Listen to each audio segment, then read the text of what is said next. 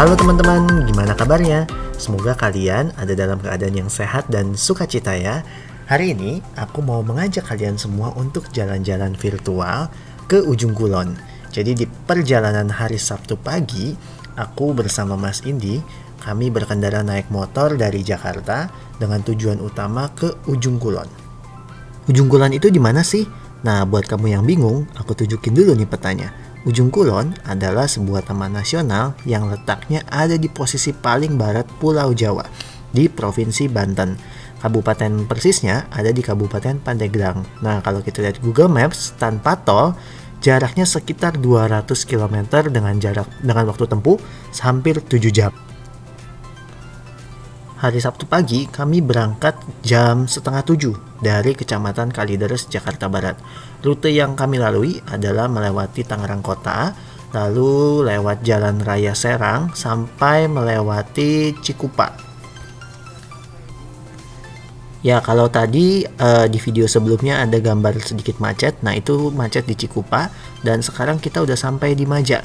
Kalau kita pakai Google Maps, rute yang diambil adalah kita melewati sedikit jalan ke selatan lewat Maja supaya kita motong jalan. Kalau lewat jalur utama, lewat Serang dan Cikande, nanti jaraknya lebih jauh. Nah, ini suasana di sekitar perumahan Maja, teman-teman. Nah, mungkin buat teman-teman yang pengen beli rumah di Maja, ini jarak berkendara tadi kondisi lowong ya, itu di atas 1 jam. Sekitar 1 jam, hampir 1 jam 20 menit lah. Naik motor dari Kalideres sampai ke Maja. Ini sekelilingnya suasana Maja.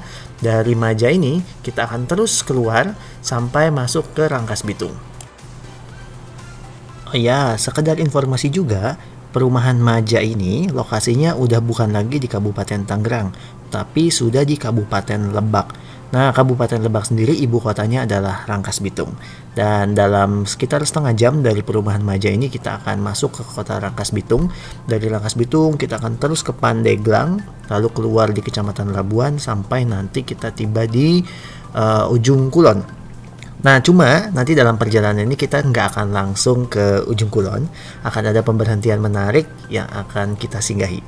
Pemberhentiannya cukup bersejarah dan ngademin deh. Simak terus video ini ya, teman-teman.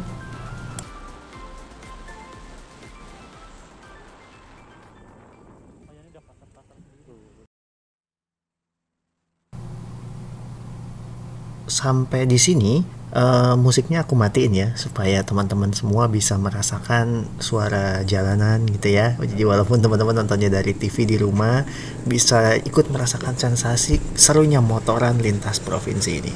Nah, kita udah keluar dari perumahan Maja dan sekarang kita melewati Jalan Raya Citeras menuju kota Rangkas Bitung. Dari Maja sampai ke Rangkas Bitung jaraknya nggak jauh-jauh banget ya, bisa ditempuh kurang dari setengah jam dan pemandangannya cukup baik, cukup bagus ya di sini. Kiri kanannya cerah dan ini kita udah memasuki Gapura Rangkas Bitung.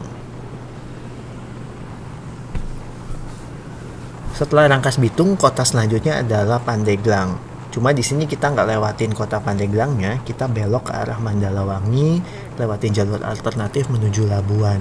Di kiri kanan kita ini hijau ya, karena kita posisinya nanjak dan semakin tinggi ke arah gunung.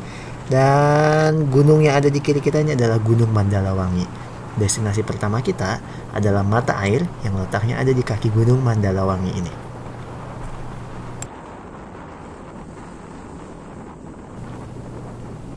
Ini dia Gunung Mandalawangi.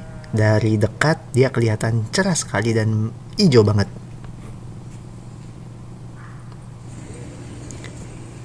Kita lalu lanjut perjalanan lagi. Jalannya agak jelek sedikit. Nah, jalur Mandalawangi ini tadi seperti aku bilang adalah jalur alternatif. Jadi kalau kita mau menghindari truk-truk dan bus-bus besar, enaknya lewat sini. Kita sampai di objek wisata yang mau kita tuju. Karena kita naik motor, jadi kita bisa masuk ke jalan desa, lalu kita parkir. Ide buat datang ke tempat ini tuh datang dari Mas Indi. Jadi pas dia lagi buka-buka Google Map, dia bilang, nanti ke arah yang ke Pandeglang itu kita bakal nemu tempat bagus nih, mampirin aja ya, mumpung sekalian. Oke deh, aku bilang. Dan inilah pemandangannya. Di kirinya ada Gunung Mandalawangi dan kita lewatin jalan setapak membelah desa. Objek wisata yang kita tuju ini namanya Mata Air Cihunjuran. Konon katanya di sini berdiri dulu kerajaan Sunda yang tertua, namanya Kerajaan Salakanagara.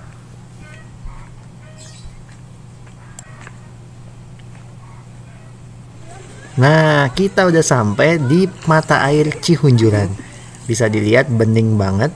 Untuk masuk ke sini kita cukup bayar 10.000 di loket masuk. Dan karena ini masih pagi jadi nggak terlalu rame, cuma banyak anak-anak aja, mereka pada jebur. Tadinya kita mau jebur ya, cuma agak ribet nanti ganti-ganti, jadi kita main air aja, basahin kaki. Apa ya? Oke, kita nggak lama-lama main airnya. Setelah itu kita lanjut berangkat lagi menuju ke ujung kulon. Kita balik lagi lewatin jalan setapak. Nah, sebenarnya tempat tadi itu enak ya, cuma tempatnya kurang tertata. Jadi toiletnya, terus warung-warungnya itu agak berantakan. Jadi ya sudahlah, kita juga nggak mau berlama-lama karena memang keburu waktu. Tapi biarpun toilet dan lain-lainnya itu agak jorok ya, tapi memang tadi kita lihat airnya bening banget. Jadi tempat ini tetap worth it untuk dikunjungi. Apalagi jalan setapaknya ini di pinggir pematang sawah dengan angin yang adem, itu memang nyenengin banget ya, memberikan kesan refreshing banget bagi kita yang tinggal di kota yang tiap hari kena polusi. Oke. Cuma kalau jalan sini hati-hati ya, jangan lupa kasih jalan juga buat motor karena motor sini lalu lalang itu motor penduduk.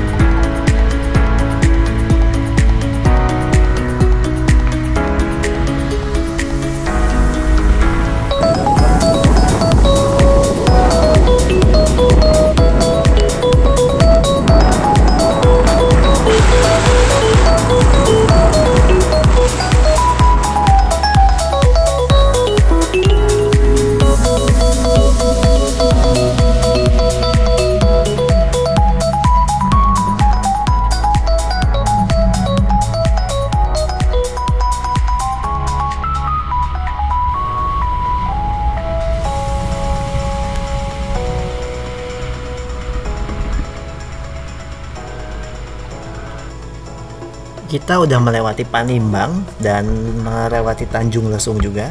Dan inilah pemandangan di kiri kanannya. Tadi laut, lalu sekarang padang menghampar luas. Jadi kita berhenti bentar buat foto-foto dan merekam sebentar juga ya, buat kenang-kenangan. Kita lanjut lagi. Nah, kita sudah melewati Tanjung Lesung dan kita terus mengarah ke selatan menuju ujung kulon. Sebenarnya tujuan utama kita hari ini adalah ke pantai Bugel Cemara. Cuma kita masih bingung nih mau nyari penginapan di mana. Apakah mau nyari penginapan nanti di ujung kulon atau di Kecamatan Sumur.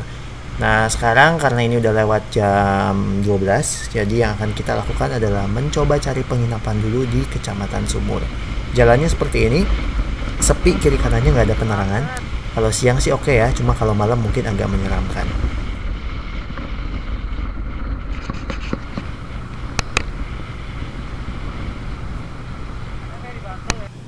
Nah, kalau kita udah melihat deretan pohon kelapa di kanan jalan, artinya kita udah mau sampai di Kecamatan Sumur. Kami tuh sedikit terkecoh karena ketika lihat di peta di Google Maps tuh Kecamatan Sumur tuh kayaknya gede gitu ya. Jadi kita pikir bakal ada banyak penginapan ya di sana. Lalu kita dengan PD-nya, oke lah kita bakal cari makan, lalu kita naruh barang dulu di penginapan.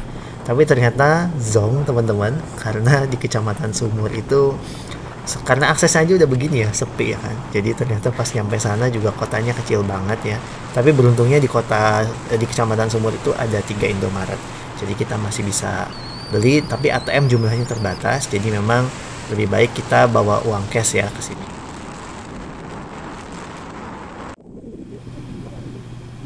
Kami ketemu kawanan kerbau di pinggir jalan lagi mandi. Karena di kota jarang lihat kerbau, jadi kami berhenti bentar lalu ngeliatin mereka. Asik banget ya, ciblon di air.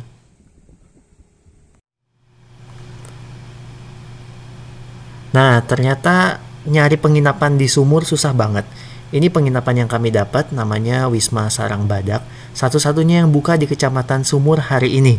Jadi kami udah nyari sampai ke Pantai Daplangu, sampai ke Resort Ciputih ujung sana, itu nggak nemu adanya homestay. Ada sih memang beberapa penginapan dan villa, tetapi ditutup, tidak untuk umum. Nah, bukan villa ini ya, penginapan yang kami tempatin ini pakai AC, harganya 250.000 dan cukup nyaman ya. Airnya juga kenceng, deras, walaupun di WC-nya ada kecoa, tapi masih oke lah. Dan penginapan ini juga nyaman menurut kami.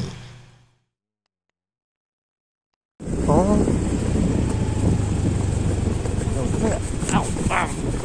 Kami di penginapan cuma naruh barang aja, lalu kami lanjut lagi berangkat ke tujuan selanjutnya yaitu Pantai Bugal Cemara.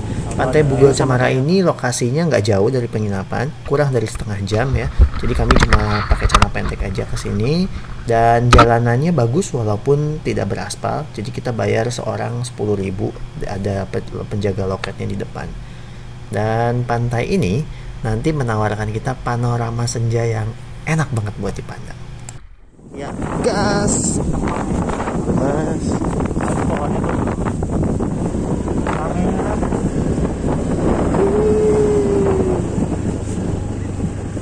Ini ada. Wow. Yang dibayangkan.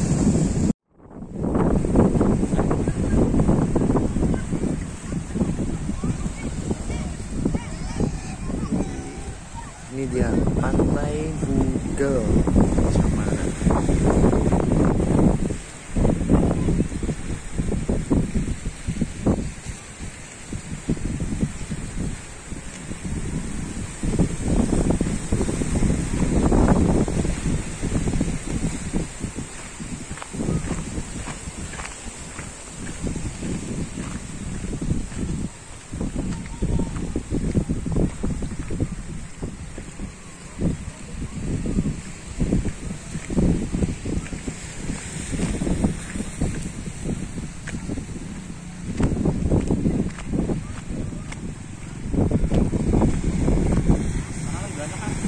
Banyak apa?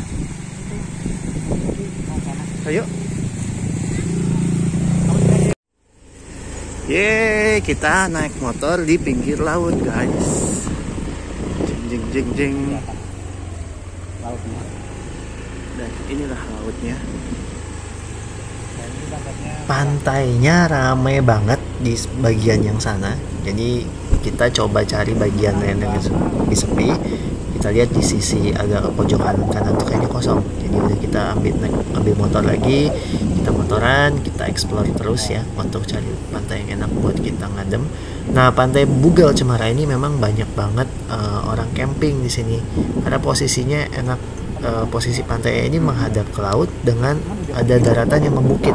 Kalau kita camping di pasir laut tuh malah bahaya, nanti ombaknya nyapu tenda kita ya. Nah, kalau di atas bukit aman. Nah, cuma dalam perjalanan kita menuju mencari tempat yang lebih sepi, kita lewatin ini namanya explore kayak begini ya. Masuk ke labirin hijau. Sih enggak ya.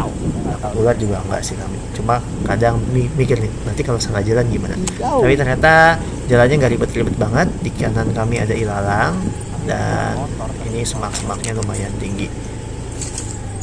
Nah, itu apa sana ya? Oke, bingung. Itu mah balik lagi ke kiri itu. apa lurus? Vespa tadi. Depan ya? Ini sana nggak? Iya, coba ya.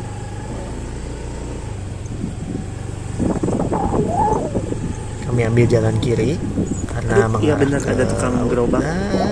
Oke, kita lihat pemandangannya kayak gimana. Orang pada nggak mau ini sih, pada ngumpul di sana aja semuanya. Kan tipikal wong Indonesia. Nah ini loh, kamu mau malam mandi sini? Ya oke, hop sini. Pantai milik kita berdua. Yeay. Dalam.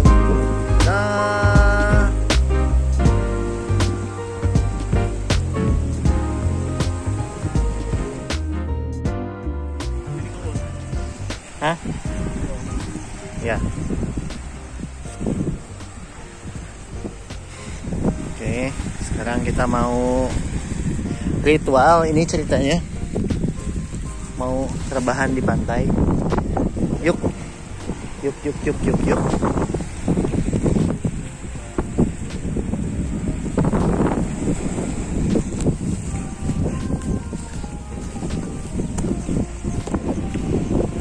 di Pantai Bugel. Pantai Bugel apa Bugle ya? Bugel. Ya, Pantai Bugel Cemara ini ada banyak lokasinya. Maksudnya lokasinya luas, jadi nggak cuma satu spot aja yang bisa kita explore. Nah, ini kita tadi explore ke yang rada jauh, lebih ke utara dikit, dan pantainya sunyi. Cuma kita doang di sini.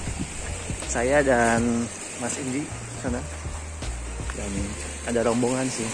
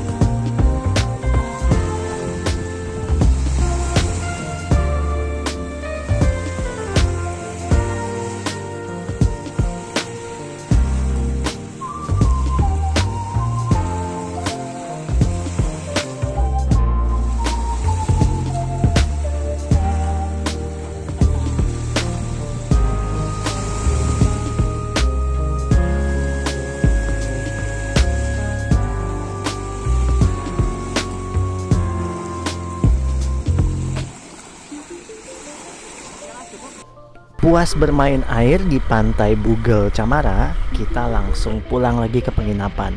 Agenda hari ini memang gak banyak, karena kita juga udah lumayan capek perjalanan 7 jam lebih dari Jakarta sampai ke Kecamatan Sumur.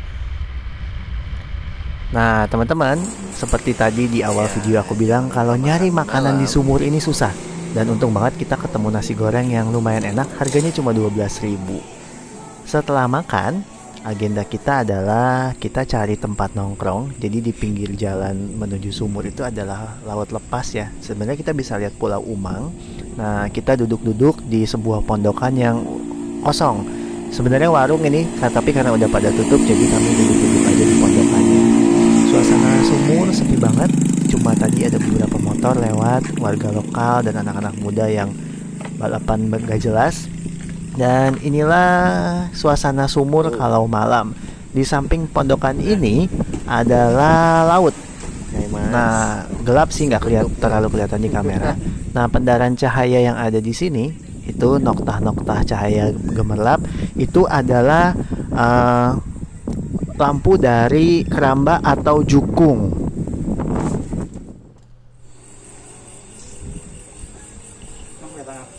Enggak, cuma noktah-noktah doang. Yuk. Terkena angin semilir di pinggir laut bikin kami tambah ngantuk karena emang udah capek juga seharian. Dan besok kami ada agenda untuk pergi ke Cikaung, berencana mau berangkat pagi, jadi kami segera balik ke penginapan. Nah ini teman-teman pemandangan dan suasana Kecamatan Sumur di kala malam. Ya ini lumayan padat ya, tapi kecamatannya ini cuma hanya satu jalan ini ya. Dan di kiri kanannya banyak toko yang udah tutup. Yang menarik adalah kalau siang hari kita lewat sini cari makan, itu susah ya. Yang ada hanya paling banyak itu warung bakso. Nggak ada warung nasi. Kalau siang-siang pas buka, pas siang-siang itu nggak ada. Cuma pas malam aja tadi kita beruntung ada warung pecel lele, nasi goreng, dan juga ada nasi padang ya. Tapi yang jualnya tetap orang Sunda kok. Apa ini? Asuh ya? Kita tuh sempat terkecoh ya, kami sempat terkecoh karena lihat di map sepertinya Kecamatan Sumur ini besar gitu ya, atau minimal seperti Kecamatan Labuhan di sebelum Tanjung Lesung. Tapi ternyata kami salah, sepi banget di sini karena memang dari Kecamatan Sumur ini kalau diterusin itu cuma akses ke menuju pintu masuk Taman Nasional Ujung Kulon. Jadi memang tidak ada tidak ada pusat ekonomi lagi setelah Kecamatan Sumur ini. Gitu.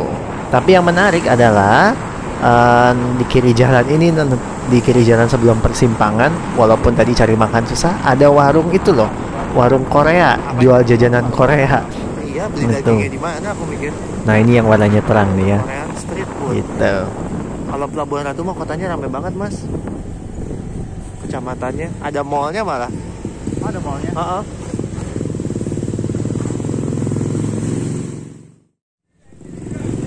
Kami juga beruntung banget karena kami cari penginapannya masih rada siang. Ketika kami nggak dapat di Ciputih, kami langsung balik ke kecamatan dan kami kepikiran untuk ambil satu penginapan yang letaknya di tikungan namanya Wisma Sarang Badak ini. Dan kebayang kalau kami nggak dapat ini, besar kemungkinan kami nggak dapat lagi penginapan, karena setelah kami masuk banyak juga yang masuk ke penginapan ini. Karena nggak sepi atau emang tutup karena bangkrut. Mas motor ini.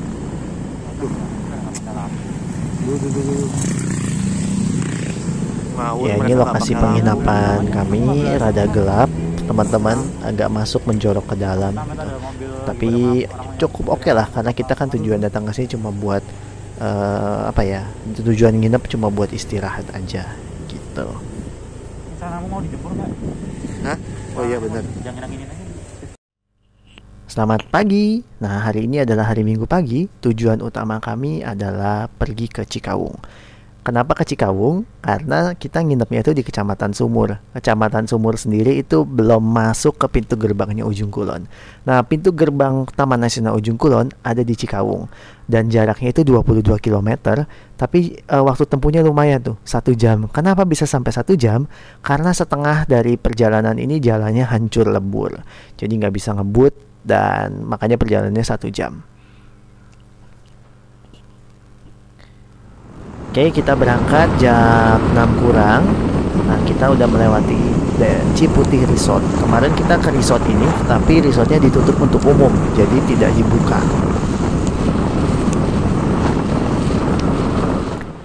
Dari Ciputih sampai beberapa kilometer ke depan, kiri kanannya selain desa juga ada hutan lebat, dan yang enak adalah jalannya masih dicor mulus. Jadi kita motoran bisa ngebut bisa sampai 60 km per jam. Ini dia struggle yang nyata dimulai. Lepas dari Ciputih, jalanan di kiri kanan adalah desa dan juga pematang sawah. Tapi yang menyebalkan adalah jalan betonnya udah nggak ada lagi. Jadi kita melewati jalan berbatu yang hancur. Karena motornya Honda Beat, bukan motor trail, jadi harus pelan-pelan. Kalau nggak bisa ngancurin ban. Di beberapa ruas basah jalannya. Entah padahal kemarin semalam sih nggak hujan ya, nggak tahu nih basah karena apa.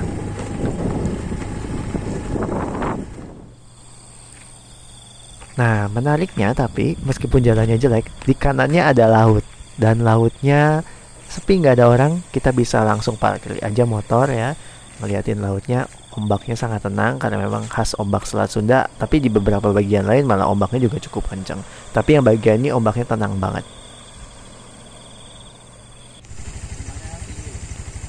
Ya. Pemandangannya selain laut juga sawah menghampar luas ya. Nah, di sini motor kita nyangkut. Motornya nyangkut di jembatan ini. Cus, lanjut. Ya.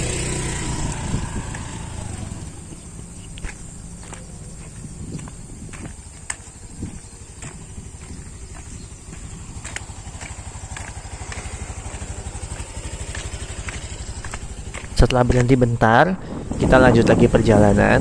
Perjalanan ini banyak berhenti teman-teman, karena saya yang dibonceng di belakang Honda Beat ini PR banget ya. Karena Honda Beat yang bagian belakang itu joknya tipis, jadi ditambah dengan jalan hancur, ini tulang pantat berasa diremek-remek.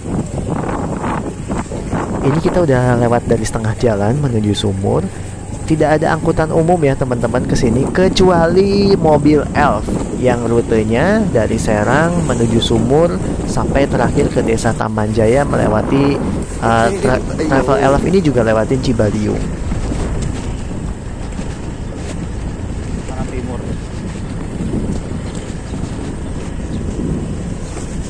Nah, kita udah sampai di gerbang Taman Nasional Ujung Kulon. Kalau lihat di peta, jalan aspal berakhir di sini. Masuk ke dalam sana, ini udah area Taman Nasional. Karena ini hari Minggu dan juga kita waktunya terbatas, jadi kita nggak masuk ke dalam, kita nggak explore ke dalam. Ini dia sampai juga di Ujung Kulon.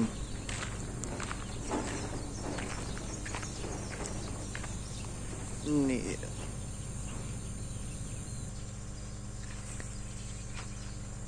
Kantornya masih tutup karena memang hari Minggu tanggal merah dan masih suasana PPKM, jadi tidak banyak wisatawan open trip yang kesini.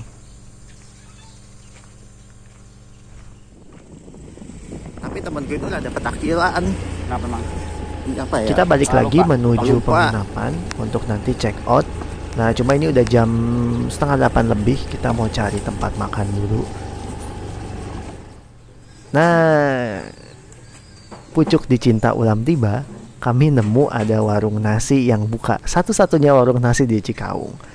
Dan setelah ditanya ibunya ternyata jualan nasi uduk. Kita makan di sini. Ibunya ramah juga. Kita tanya-tanya tentang, iya katanya sepi daerah sini. Akhirnya nemu warung makan.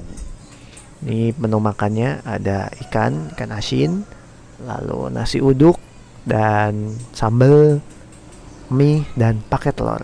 Ini harganya 10.000 aja. Sama ya. Kita kembali ke apa kita Mas? Ke Sumur ya. Ke Sumur kecamatan. Ini juga namanya Sumur Cikaung ya. Ya ke pusat kecamatan ya. Kalau kata ibu warung tadi ini mah kampung cenah. Ya jalannya rusak ke sini kayak tadi. Jarak 22 kilo jadi sejam lebih. Iya, ada sawah. Ayo. Jalanannya. Sungainya.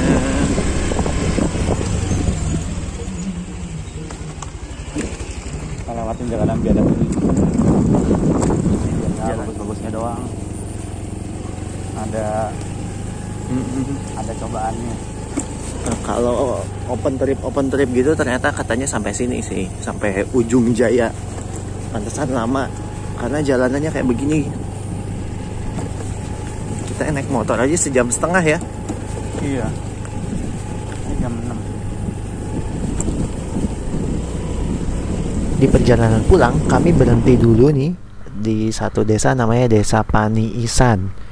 Nah, Desa Paniisan ini ada lokasinya itu persis banget di tepi laut. Dan di tepi lautnya dibangun semacam tanggul untuk mencegah abrasi. Tapi tanggulnya bisa kita naikin. Tadi pas kita berangkat sih kita lihat ada beberapa warga desa lari-lari atau jalan-jalan santai di atas tanggul ini. Penasaran, kita pengen lihat tanggulnya kayak apa. Kita coba naik ya. Dari tanggul ini kita bisa ngelihat pantai yang menghampar luas. Ombaknya tenang banget. Bahkan kayak cuma aliran empang ombaknya saking tenangnya. Oke, karena keburu-buru waktu kita lanjut lagi.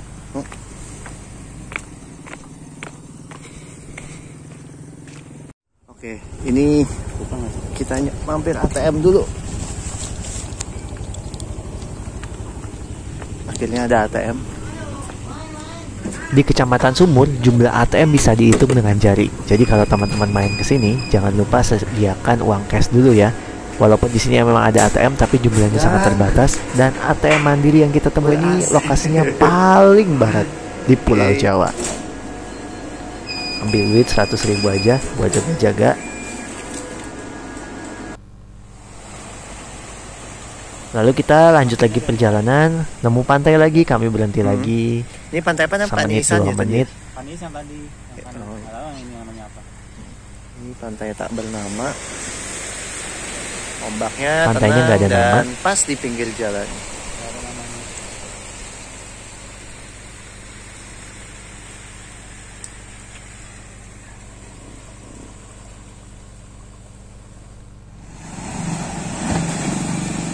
Nah, terakhir sebelum kami sampai ke penginapan, pantai yang paling dekat dengan penginapan kami namanya Pantai Daplangu.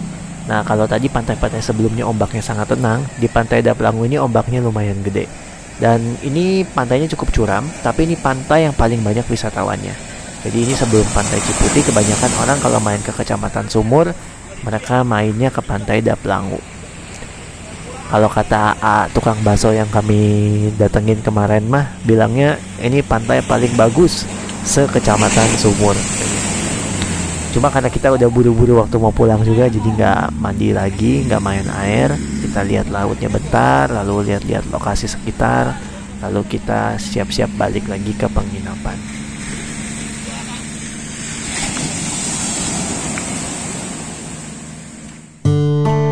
Agak sedih karena waktu di ujung kulon kerasa cepat banget. Sekarang kita siap-siap balik ke Jakarta. Kita take off dari penginapan Wisma Sarang Badak jam 10:05 pagi. Sengaja kita pulang lebih awal karena sana supaya kita punya waktu lebih untuk berhenti-berhenti di pinggir-pinggir jalan kalau ada spot-spot yang menarik.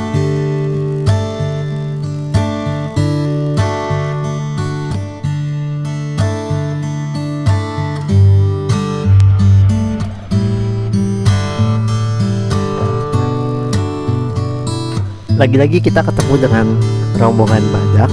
Mas Indi ini senang banget kalau ngelihat badak. Jadi kita berhenti, lalu kita liatin badaknya. Menariknya badaknya dikasih lonceng. Jadi kalau jalan ada suara klutuk klutuk klutuk klutuk. Mau sapi itu Mbak ya? Badaknya agak nakal nih. Oke, lanjut ngelihat badak. Kita berhenti sebentar juga untuk masang drone. Kita mau lihat pemandangan jalan di sumur ini dari atas kayak gimana.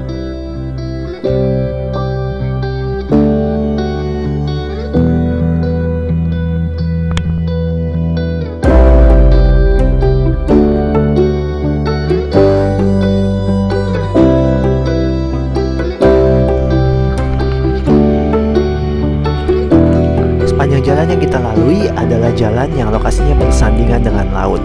Jadi memang suasananya adalah suasana khas muara ya. Tadi yang di video drone terlihat adalah muara sungai, kiri kanannya lebat oleh pepohonan, dan aliran airnya langsung mengarah ke laut. Ini jalan menuju kembali ke arah Serang, Cilegon, dan juga ke arah Labuhan. Tapi kita nanti tidak akan lewat ke Serang, kita akan ambil arah Labuhan, lalu balik lagi ke Pandeglang dan Rangkas Bitung. Dari sini sampai ke Panimbang jalannya udah enak banget, sudah dicor mulus, jadi kita bisa pacu kecepatan motor sekitar 60-70. Anginnya lumayan kencang hari ini dan cuacanya enak banget, nggak panas tapi juga nggak hujan.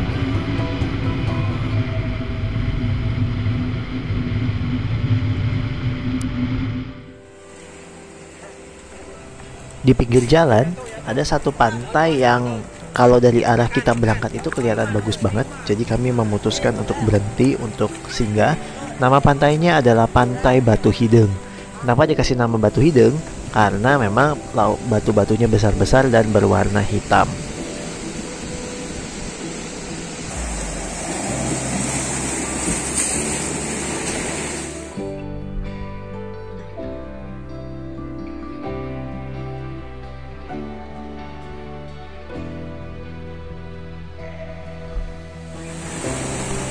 Pantai Batu Hideng lokasinya gampang banget diakses. Jadi dari pinggir jalan kita tinggal belok, lalu untuk retribusi kita bayar 7.500 per orang.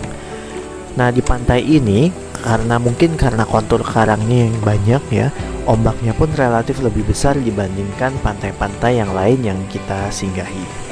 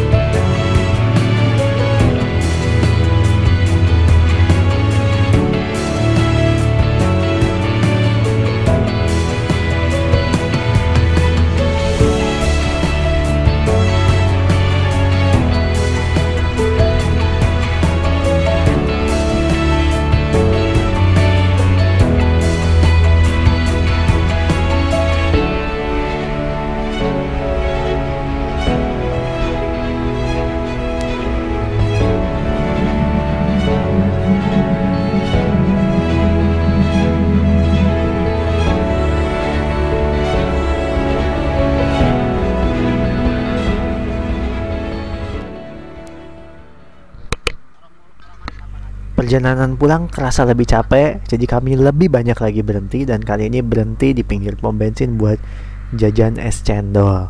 Gunanya apa? Supaya otaknya dingin dan nggak ngantuk. Kami tiba di kota Pandeglang. Pandeglang ini kotanya enak ternyata ya. Cuacanya entah karena cuaca lagi mendung atau gimana, tapi sepertinya memang kontur kota Pandeglang ini lebih tinggi. Mungkin sekitar berapa ratus meter dari permukaan laut ya. Dan di kota Pandeglang juga ada beberapa gunung. Salah satunya adalah Gunung Mandalawangi yang kemarin kita sambangi. Kita muter-muter sebentar kota Pandeglang. Ini suasana kotanya. Ini kita lagi lewatin pasar. Kita mau ke alun-alun untuk cari makan. Setelah makan, kita mampir ke bangunan tua. Namanya Gedung Balai Budaya, ex Gedung Pendopo Kewedanan Pandeglang. Jadi pada zaman kolonial Belanda dulu, Wedana dari Pandeglang itu menempati rumah dinas ini. Nah, setelah Belanda nggak ada, rumah dinasnya dialihfungsikan sebagai balai pariwisata sepertinya ya, kalau nggak salah. Meskipun depannya cantik, tapi ternyata agak disayangkan karena bagian belakangnya cukup hancur, cukup tidak terawat ya. Entah karena memang ini hari libur kami datang, atau memang sehari-harinya agak terbengkalai seperti ini.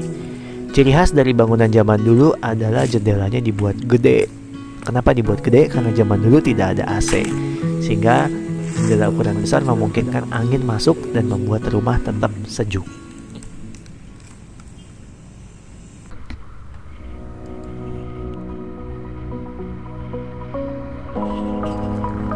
Dari Pandeglang kita lanjut lagi perjalanan menuju Jakarta, melewati Rangkas Bitung, Perumahan Maja, dan sekarang kita udah sampai di Tiga Raksa. Perjalanan pulang terasa sangat melelahkan karena menghadapi Senin besoknya, dan pemandangan balik ke Jakarta tidak seindah dengan perjalanan kita pergi ke Ujung Kulon. Tapi yang pasti adalah perjalanan singkat ini benar-benar membuat kita recharge lagi ya. Meskipun punggungnya sakit, tangannya pegel, tapi melihat pemandangan alam yang begitu asri dan masih sepi itu membuat kita kembali lagi semangat.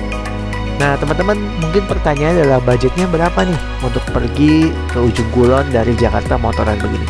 Budgetnya yang jelas tidak lebih mahal daripada kita nongkrong di mall, dengan bensin kita isi 3 kali ditambah dengan penginapan seharga 250.000 ya untuk 2 orang tentunya. Kalau dibagi rata masing-masing seorang itu keluar 250.000. Udah sama makan, udah sama bensin dan semuanya. Oke teman-teman, semoga trip ke Ujung Kulon ini menjadi referensi bagi teman-teman yang haus petualangan ya. Kalau teman-teman pengen jalan-jalan, pengen punya opsi weekend yang bisa dijelajahi dari Jakarta dengan pakai motor, mungkin Ujung Kulon bisa jadi salah satu destinasi yang teman-teman tuju. Semoga teman-teman semua dalam keadaan yang sehat dan have a good day semuanya. Thank you udah menonton video ini.